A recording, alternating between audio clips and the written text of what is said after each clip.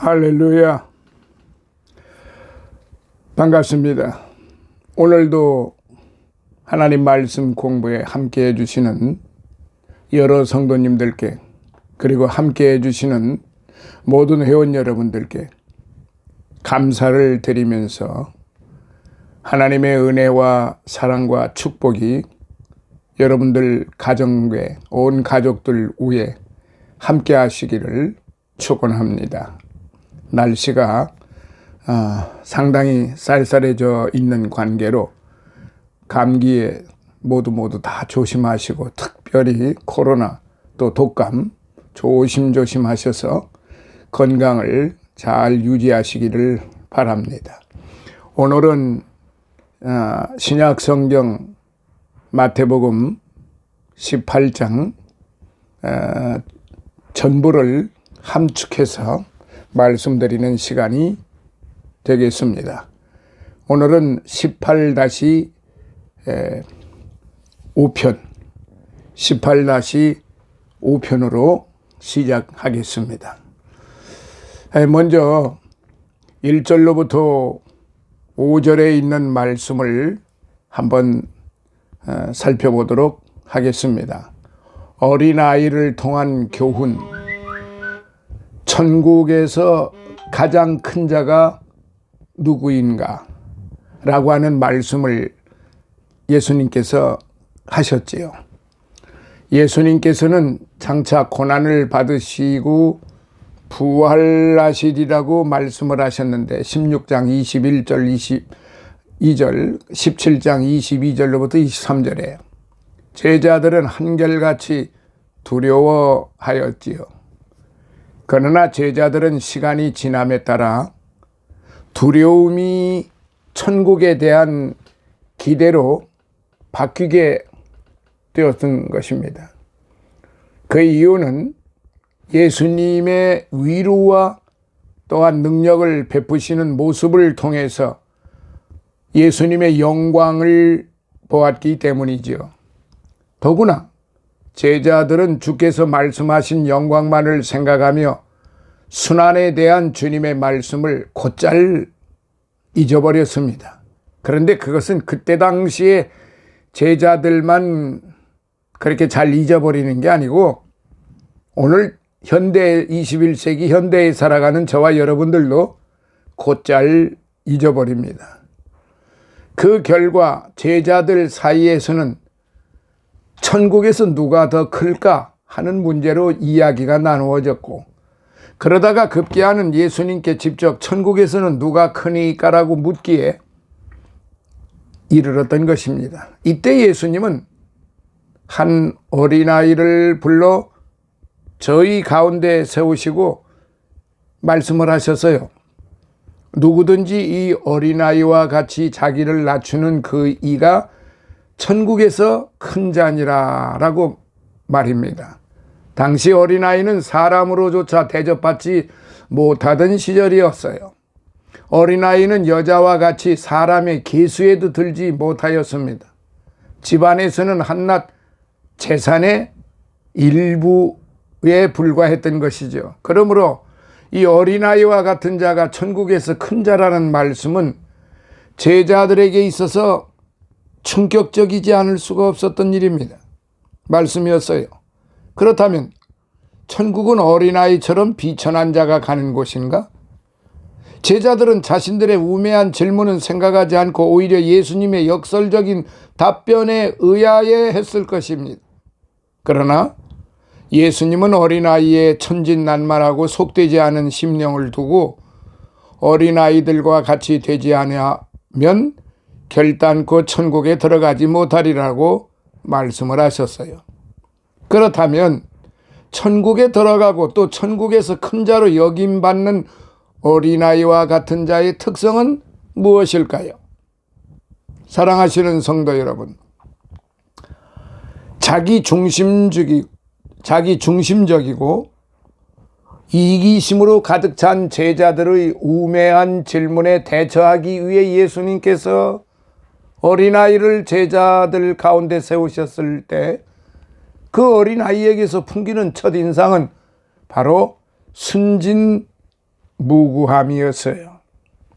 아무리 우리가 제자들 마음속에 이기심이 없었고 또 제자들이 논의한 주제는 사사로운 것이 아닌 일반적인 일이었다고 생각할지라도 제자들의 마음속에는 분명 으뜸이 되고자 하는 야심이 있었어요. 반면에 어린아이는 으뜸이 되고자 꾸미는 교활한 계략을 알지도 못합니다. 어린아이는 아직 세상의 욕심에 물들지 않은 고로 깨끗하고 순진하다고 하신 것입니다. 때문에 어린아이들은 어떤 높은 지위나 권력도 탐내지 않습니다. 그리고 그러한 순진함 때문에 어린아이들은 서로 다투지도 않습니다.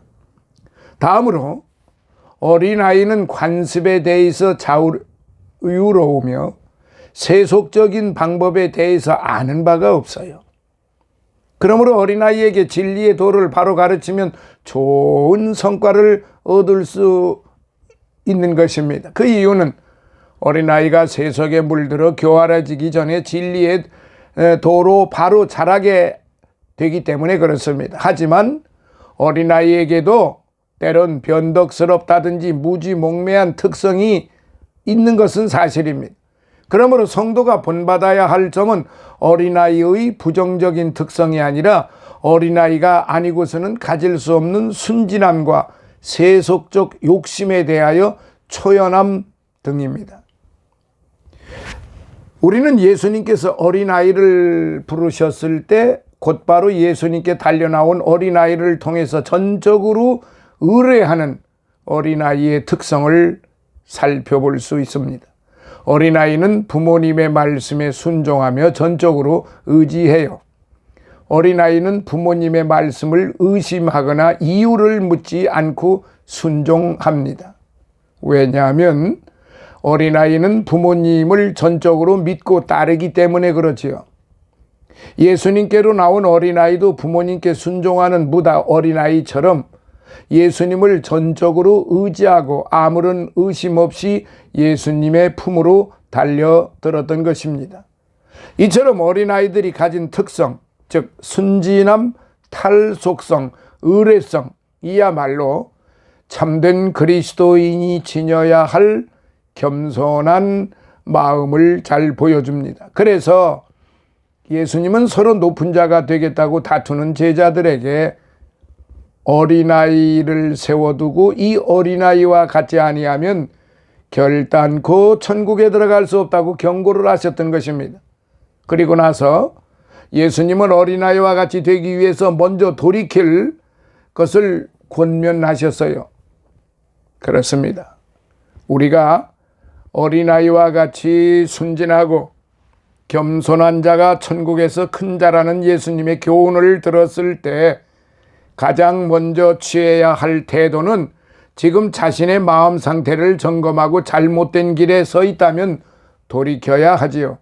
즉 회개하고 돌이키지 않는 심령은 결단코 천국의 길을 안다고 할지라도 천국에 들어갈 수 없습니다.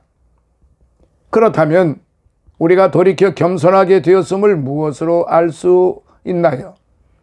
예수님께서는 내 이름으로 이런 어린아이 하나를 영접하면 곧 나를 영접함이니라고 5절에 말씀하셨어요. 그렇습니다. 어린아이 하나를 주님의 이름으로 영접할 수 없는 사람은 어린아이를 미미하게 여기는 것이요 그것은 또 진리를 가벼이 생각할 수 있는 사람입니다. 그러므로 어린아이를 존귀하게 여기지 않는 사람은 돌이켜 겸손하게 되었다고 할 수가 없지요. 또한 예수님께서 어린아이 하나라고 하셨으니 수요에 있어서 하나입니다. 사실 우리는 많은 수요에 더 많은 가치를 두고 있기 때문에 하나를 소홀히 하기 쉽습니다. 그러나 모든 일은 하나에서부터 시작되니만큼 어린아이 하나를 귀하게 여기는 마음이 매우 중요한 것입니다. 그러할 때 하나가 둘이 되고 둘이 여럿이 될 수 있지 않겠습니까? 같은 이야기로 볼 때 우리가 주님 앞에서 잘못된 과거를 돌이키는 일도 처음 한 가지부터 시작되어 온전한 대로 나아가는 것이지요. 어린아이와 같은 심성으로 돌아가되 신앙의 성장에 따라 한 가지 한 가지씩 온전한 대로 나아가는 성도는 주님이 보시기에도 아름답고 겸손한 성도입니다. 이러한 성도는 결코 이기심으로 다투지 않습니다. 그리고 주께 전적으로 의뢰하여 살아간다는 말입니다. 예수님께 우매한 질문을 했던 제자들은 천국에 들어가는 것을 잊고 있었어요. 천국에서의 자리다툼에 급급한 나머지 제자들은 천국에 들어가는 방법에 대해 소홀했습니다. 그러나 천국에 들어가지 못한 사람이 천국에서 받을 상급을 계산하고 있다면 무슨 소용이 있겠습니까? 반대로 천국에 들어가는 방법을 알고 그 순리를 따르는 사람은 결코 천국에서의 상급 때문에 싸우지 않아요. 왜냐하면 천국에 들어가면 그곳에서의 지위란 그리 중요한 것이 못 되기 때문에 그렇습니다. 그러나 우리는 회개하고 더 좋은 길, 천국을 향하는 길을 가기 전까지 이기적이고 자기중심적이라는 사실을 부인할 수 없습니다. 하지만 세속적이고 야심에 차 있는 한 누구도 천국에 들어갈 수 없으며 세속적 방법으로 천국에서 첫째가 되고자 하는 사람은 천국 가는 길목에서 쫓겨나고 말 것입니다. 그러므로 우리는 어린아이의 장점과 같은 특성을 가져야 합니다. 그러기 위해서는 은혜가 필요하고 어린아이와 같은 심성으로의 변화가 요구되는 것입니다. 우리의 마음속에서 탐욕과 야심을 추방하여야 합니다. 대신에 어린아이의 순진성, 달속성, 의뢰성을 받아들여야 합니다. 그리하여 모든 성도가 단순하되 맹목적이지 않고 자신을 낮추되 지나치지 않으며 또한 순결과 겸손으로 천국에서 크다고 인정받는 성도들이 되어야 하는 것입니다. 자, 6절로부터 14절을 한번 또 살펴보도록 하겠습니다. 실족해 하는 일에 대한 경고의 말씀. 거기에는 한 생명을 귀히 여기는 주님의 마음을 우리가 볼 수 있습니다. 주님의 마음을 우리가 살펴볼 수 있습니다. 그래서 한 생명을 귀히 여기라 말씀을 하셨는데, 예수님께서는 변화산 사건 이후 본격적으로 제자들 훈련에 들어가셨어요. 이 시기는 이미 순환의 여정이 공개된 때이지요. 따라서 예수님은 임박한 순환을 내다보며 제자들을 상대한 내적 교훈을 주셨어요. 특히 18장은 마태복음의 5대 교훈집, 산상수훈이 있고요, 제자의 도가 있고, 천국의 비유, 하늘의 시민의 삶, 감람산 강화 등 이렇게 천국 시민의 삶에 대한 그 교훈이 지금 이렇게 그 산상수훈에도 말씀을 하셨고, 10장 제자의 도에서도 말씀하셨고, 13장 천국의 비유에 대해서 말씀하셨고, 18장 하늘 시민의 삶에 대해서, 그리고 24장에는 감람산 강화에 대해서 그렇게 말씀을 하셨어요. 그 중에서도 본문은 어린아이를 통한 교훈으로 실족해 하는 일에 대한 경고의 말씀이지요. 즉 예수님께서는 1절과 5절에서 어린아이처럼 겸손하라고 권면하신 후에 본문에서 그러한 소자의 존엄성을 강조하시고 소자를 귀하게 여기지 아니하면 화가 있을 것이라고 경고하신 것입니다. 당시 유대 사회가 그러했던 것처럼 천국 시민의 낮고 겸손하며 순진한 마음 상태를 상징하는 어린아이와 같은 사람은 흔히 사악한 세상에서 비천한 자로 멸시받기 쉽습니다. 그래서 예수님께서는 소자 중 하나라도 실족해 하면 연자맷돌을 그 목에 달아 깊은 바다에 빠뜨리는 것이 낫다고 경고하셨어요. 여기에서 실족해 한다, 스칸달리죠. 실족게 한다, 스칸달리조라는 말인데요. 이 말은 넘어뜨리다, 죄에 빠지게 한다는 그런 뜻입니다. 죄로 유혹하여 순수한 신앙을 좌절시키는 것을 의미합니다. 곧 이 말은 약한 믿음을 가진 초신자를 범죄케 하고 영적으로 넘어지게 하는 것을 의미합니다. 그리고 연자맷돌을 목에 달아 깊은 바다에 빠뜨리는 것은 당시 로마의 사형법 중 하나로 중죄인에게 적용했던 형벌입니다. 그러므로 본문은 믿는 자 한 사람을 시킨다면 중죄인으로 다스려지니만큼 장차 받게 될 최후 심판을 생각하여 떨리는 마음으로 주의하라는 경고의 말씀이지요. 한편 예수님은 실족게 하는 일이 아주 없을 수는 없다고 말씀하셨어요. 그리고 덧붙여 신체의 일부가 범죄의 도구가 된다면 과감히 끊어내는 결단이 요구된다고 말씀하셨어요. 즉 사단의 관계가 쉬지 아니하고 베드로전서 5장 8절 타락한 인간의 죄성이 세상에 남아있는 한 실족게 하는 일이 없을 수는 없다라고 하신 겁니다. 때문에 주님은 스스로 혹은 남을 범죄케 하는 것이 중죄이므로 수족을 베듯이 그런 죄를 끊어야 할 것이라고 가르치셨습니다. 특별히 본문은 범죄케 하는 일이 왜 큰 죄가 되는지를 잘 가르쳐주고 있는데요. 그리스도인은 어린아이와 같은 심령을 지닌 존재들로서 힘이 정의, 인양, 숭상되는 이 세상에서 소외될 수밖에 없습니다. 그러나 예수님께서는 바로 이러한 소자와 같은 존재들을 실족시켜서는 안 된다고 엄중히 경고하셨습니다. 왜 이런 작은 신자 한 사람이라도 범죄케 하는 일이 큰 죄가 될까요? 자, 살펴보도록 하겠습니다. 6절로부터 10절. 첫째, 너무도 귀한 생명이기 때문입니다. 예수님께서는 많은 사람들의 영혼을 구원하시기 위해 이 세상에 오셨어요. 그리고 공생애를 통하여 죄인들을 부르시고 구원의 복음을 전파하셨어요. 그 중에서도 예수님은 세상 죄를 짊어지시고 십자가상에서 죽으심으로 인류 구속 사역을 이루셨어요. 사실 우리는 예수님께서 오시기 전까지 타락한 본성을 유전으로 받고 또 스스로 지은 자범죄까지 짊어진 곤고한 백성이었습니다. 하지만 우리가 아직 죄인 되었을 때 예수님은 죄인을 부르러 오셨습니다. 로마서 5장 8절에.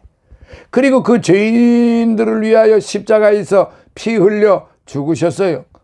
그러므로 우리는 그리스도의 피로 산 생명을 받은 존재들입니다. 그렇기 때문에 거룩하고 보배롭고 존귀한 성도들입니다. 때문에 우리의 생명은 비록 세상에서 소외받는 작은 소자와 같을지라도 천하보다 귀하다는 말씀입니다. 사도행전 4장 12절. 그런데도 주님의 보혈로 산 귀한 생명을 소홀히 하고 천대하고 범죄케 할 수 있겠습니까? 예수님은 이에 대해 엄중히 경고하세요. 세상은 실족케 함으로 화가 있도다. 7절. 그랬습니다. 유대인들은 악이 극도에 달하며 예수님을 십자가에 못 박고 제자들을 박해하다가 하나님의 무서운 진노를 받았어요. 뿐만 아니라 모든 적그리스도 국가와 악한 세상의 존재들은 모두 최후의 심판에서 영원한 형벌을 면할 수 없습니다. 계시록 19장 19절로부터 21절. 또한 이러한 형벌은 범죄케 한 개인에게도 예외일 수는 없어요. 실족케 하는 그 사람에게는 화가 있도다라고 7절에 그리스도께서 피 흘려 사신 생명을 실족케 하는 사람이 받을 보응은 죽음보다 더 비참합니다. 즉 연자 맷돌을 쥐고 물에 빠뜨리는 것보다 더 심한 것이 실족케 한 자가 받을 심판이지요. 그것은 곧 유황불못에 던지우는 형벌로 계시록 19장 20절 갈릴리 바다에 연자매들을 쥐고 빠지는 것보다 더 무섭고 완전한 멸망입니다. 결국 작은 소자 하나를 업신여기며 실족케 하는 자는 마귀가 하는 짓을 하는 자요 그러한 마귀 짓을 하는 자는 결국 마귀가 받을 형벌을 함께 받게 되는 것이지요. 자, 두 번째 12절로부터 14절 한 영혼이라도 소중하기 때문에 그렇습니다. 과부 한 사람에게 은혜를 베풀기 위해서 보냄을 받았지요. 열왕기상 17장 9절, 13절, 14절, 누가복음 4장 26절에. 그리고 예수님은 한 영혼이라도 더 구원하시기 위해서 이곳저곳을 찾아다니셨습니다. 뿐만 아니라 사도들의 생애는 주님의 뜻을 받들어 한 생명이라도 더 구원으로 인도하기 위하여 고난과 박해를 무릅썼어요. 이 모든 일들은 한 영혼이라도 소중히 여기시는 하나님의 섭리예요. 본문에서 예수님은 이른 양 비유를 통하여 한 영혼이 하나님께 얼마나 소중한지를 잘 보여주고 계십니다. 당시 유대인들에게 있어서 양은 매우 귀중한 재산이었어요. 그런데 어떤 목자가 100마리 양 중에서 한 마리를 잃었다고 가정해 봅시다. 그 목자는 재산의 일부를 잃었기 때문이 아니라 그 어린 양이 위험에 처할 것이 뻔하기 때문에 99마리를 남겨두고 찾아 나설 것이죠. 그리고 양을 찾았을 때 목자는 잃어버렸던 양을 더 귀하게 여길 것입니다. 이 비유는 인간이 범죄하여 하나님의 품에서 떠나 방황할 때 뜨거운 열심을 가지고 찾아오시는 목자적 하나님의 모습을 보여주는 것입니다. 사랑하시는 성도 여러분, 그렇습니다. 하나님께서는 잃어버린 한 마리의 양처럼 한 영혼의 실족을 가슴 아파하십니다. 하나님의 백성 중에서 한 사람이라도 실족하여 길을 잃어버리면 하나님은 크게 걱정하시고 직접 찾아 나설 것입니다. 곧 잃은 양과 같은 잃어버린 백성, 죄 때문에 신음하는 백성을 구원하시기 위해 하나님께서는 예수님을 이 땅에 보내셨습니다. 이것이 한 생명을 귀히 여기시는 하나님의 사랑입니다. 세상 사람들은 많은 양떼 중에서 한두 마리의 양을 잃어버려도 대수롭지 않게 여기거나 무시할지 모릅니다. 하지만 하나님께서는 한 사람이라도 넘어지지 않도록 관심을 쏟으시는 것입니다. 하나님께서는 지극히 작은 자 하나까지도 끝까지 깊은 관심을 가지고 구원하시기 위해 창세 전부터 계획하셨다는 사실을 잊어서는 안 됩니다. 에베소서 1장 4절. 이처럼 하나님의 귀한 사랑을 받는 생명을 실족해 할 수 있겠습니까? 이런 귀한 생명을 실족해 하고 받을 심판이 두렵지 않습니까? 우리는 그래서 정말로 중요하게 생각을 해야 하는 것입니다. 그 중요하게 생각해야 될 것이 무엇인가 하니 다른 사람을 실족해 하는 일이 얼마나 무서운 결과를 가져오는지, 특별히 그 형벌이 중한 이유는 예수님의 보혈로 산 생명을 범죄케 하였기 때문이요, 하나님께서 귀히 여기시는 영혼을 무시하고 천대한 까닭이었기 때문에 그렇습니다. 즉 우리는 본문을 통하여 실족케 하는 자의 무서운 형벌을 보았고 동시에 우리가 하나님의 무한한 사랑을 받고 있는 존재라는 사실을 깨달았던 것입니다. 사랑하시는 성도 여러분, 우리는 하나님의 무한한 사랑을 받는 자로서 우리 안에 있는 범죄케 하는 요인들을 날마다 제거하고 또한 쳐서 하나님께 복종시켜야 하는 것입니다. 우리는 주님의 보혈로 말미암아 귀한 생명을 받은 귀한 존재이기 때문에 스스로 실족하여 귀한 생명을 잃고 우리 주님을 다시 십자가에 못 박는 일을 되풀이해서는 안 되겠습니다. 나아가 우리 성도는 내 생명의 귀함을 알았은즉 다른 사람의 영혼 또한 예수님의 보혈로 산 생명임을 알고 존중해야 합니다. 서로 아끼고 서로 존중하는 성도의 교제가 이루어질 때 다른 사람들을 실족시켜 같이 망하게 하는 비극은 결코 일어나지 않을 것입니다. 그리하여 모든 성도가 한 생명을 귀히 여기시는 하나님의 인도하심을 받고 저 천성의 영광만을 소망하며 이 땅에서 주어진 귀한 생명을 온전히 지켜 한 생명도 실족함이 없도록 하라고 로마서 7장 21절부터 25절, 에베소서 1장 7절, 베드로전서 1장 19절에 그렇게 기록이 되어 있습니다. 이제 5편은 여기서 마무리하도록 하겠습니다. 이후에 말씀은 18-6편 15절로부터 다시 시작하도록 그렇게 하겠습니다. 아무쪼록 건강에 유의하시고 항상 편안하시기를 예수님의 이름으로 축원합니다. 다음 시간에 다시 만나요. 감사합니다.